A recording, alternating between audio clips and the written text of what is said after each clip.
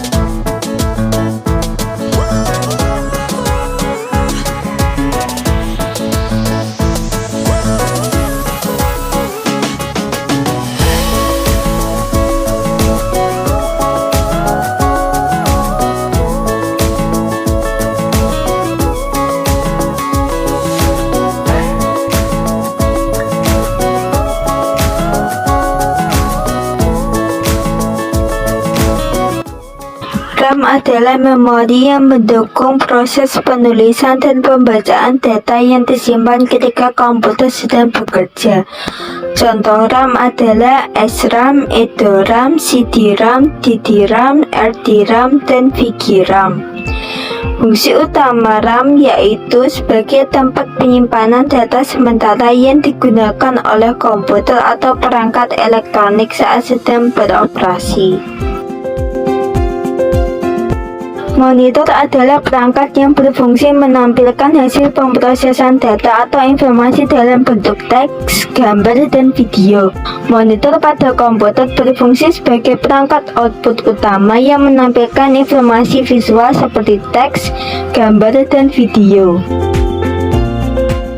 Power supply merupakan komponen dalam komputer yang berfungsi menyuplai aliran listrik ke mainboard dan beberapa perangkat keras lainnya yang terpasang pada mainboard. Power supply berfungsi untuk mengubah arus listrik dari sumber daya, misalnya dari stop kontak, menjadi tegangan, frekuensi, dan arus yang sesuai untuk memasok daya ke perangkat elektronik. Keyboard adalah perangkat input yang digunakan untuk memasukkan teks, angka, simbol, dan perintah ke dalam atau perangkat elektronik lainnya. Keyboard berfungsi sebagai perangkat input utama untuk memasukkan teks, angka, dan simbol atau perintah ke dalam komputer. Mouse adalah perangkat masukan penunjuk dengan dua tombol di sebelah kiri dan kanan serta scroll bar di bagian tengahnya yang berfungsi menggerakkan kursor secara vertikal. Fungsi utama mouse adalah sebagai perangkat input yang memungkinkan pengguna untuk mengontrol kursor di layar komputer, mempermudah navigasi, dan memilih objek serta melakukan berbagai tindakan lainnya.